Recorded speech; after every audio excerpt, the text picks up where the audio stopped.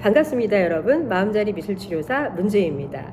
현재 서울시립미술관에서 천경자 탄생 100주년 기념 기획전을 하고 있는데요. 그 프로젝트의 제목은 격변의 시대 여성 삶 예술입니다. 이 전시회에서는요, 천경자 화백의 그림뿐만 아니라 동시대를 살았던 여성 작가들의 작품들을 함께 감상하실 수 있어요. 저도 다녀와 봤는데요. 11월 17일까지 계속 한다고 하고요. 또 무료예요. 그러니까 한 번쯤은 여러분도 다녀오시면 좋을 것 같아요.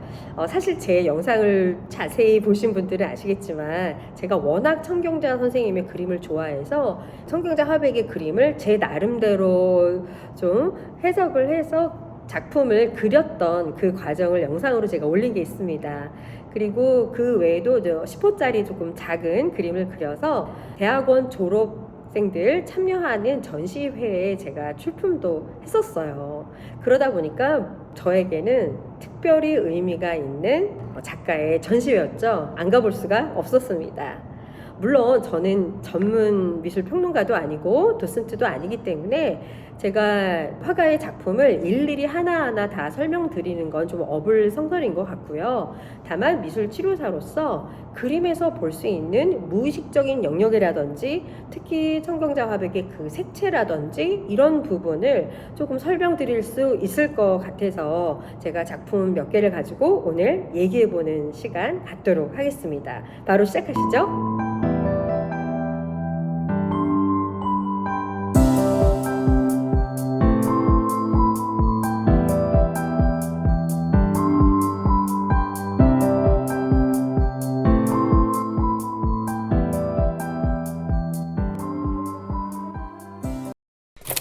천경자는 일본 미술 전문학교를 1945년에 졸업하고 귀국을 준비하던 중 도움을 주었던 남자와 결혼을 하죠.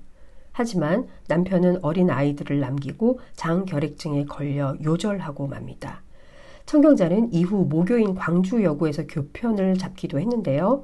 1950년대 격변의 시대적 암울함도 있었지만 천경자의 외할머니와 여동생 천옥희가 폐결핵으로 세상을 떠나는 등 개인적으로도 매우 고통스러운 20대를 보내게 됩니다. 한국 전쟁 중에 천경자는 1952년 부산에서 생태라는 작품을 포함한 28점으로 두 번째 개인전을 열었습니다.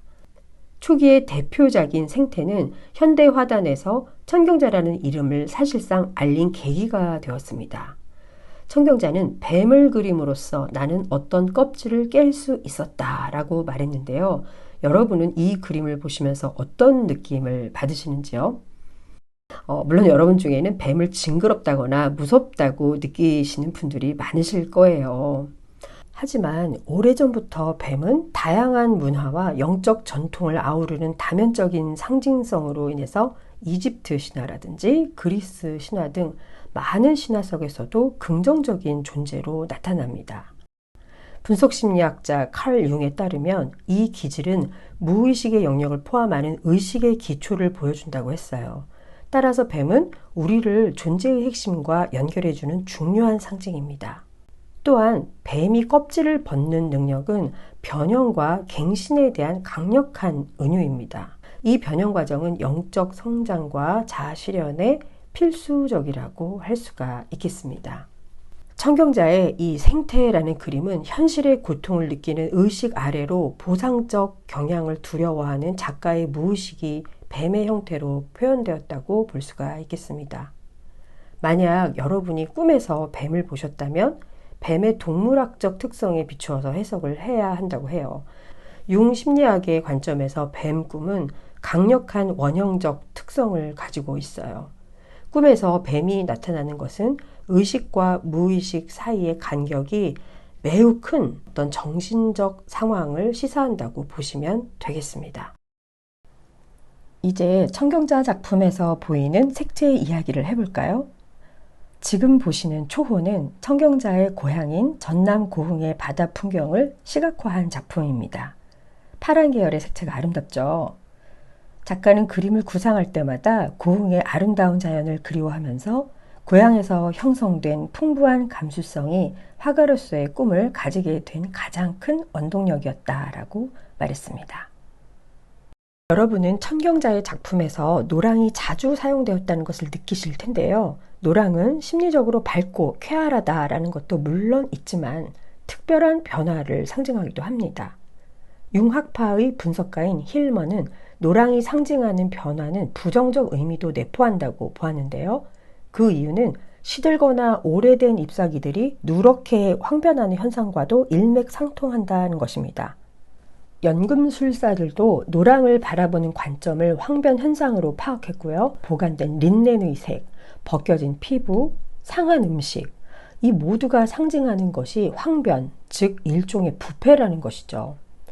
하얀 종이가 태양의 빛을 받아 점점 노랗게 변하는 단계에서 우리는 치유에 대한 열망을 밖으로 확장하면서 자아로부터의 치유를 경험하기 시작한다는 것입니다. 화가 천경자의 삶을 보면 화표옥에 드러난 노랑은 황변, 치유, 확장, 자유로 가는 단계였음을 짐작할 수 있을 것 같아요. 그림은 천경자에게 자신을 속박하는 현실에서 벗어날 수 있는 유일한 환상이자 세계였고 이러한 세계가 실제하는 공간이 아니라고 해서 현실에서 도피하는 데 그치지 않고 현실을 극복할 수 있는 가능성을 보여주었습니다. 저는 이것이 미술 치료의 과정과 매우 흡사하다고 생각합니다. 네, 오늘 어떠셨는지 모르겠어요. 사실 천경자 화백은 대한민국 현대미술에 정말 지대한 영향을 끼친 분에는 틀림이 없는데 미인도의 진품 여부 때문에 오히려 그런 기사가 너무 많은 것 같아요. 정작 그 인생이라든지 삶, 고민, 고뇌, 그리고 그림에 대한 어떤 전문적인 해석은 거의 찾아보기가 힘들었던 것 같습니다. 그런 점에서 좀 저도 안타까웠고요. 제가 물론 전문 도스트는 아니지만 제 나름대로 분석 심리학적으로 그림을 몇 가지 분석해 드린 것이 여러분들께 어떠셨는지 모르겠어요. 앞으로 천경자 화백의 이 기획전 가볼 계획이 있으시다면 이런 점들을 참고하셔서 봐주시면 더욱 좋겠다, 이런 생각이 듭니다. 도움이 되셨으면 좋겠어요. 오늘 영상 이것으로 마치겠습니다. 감사합니다.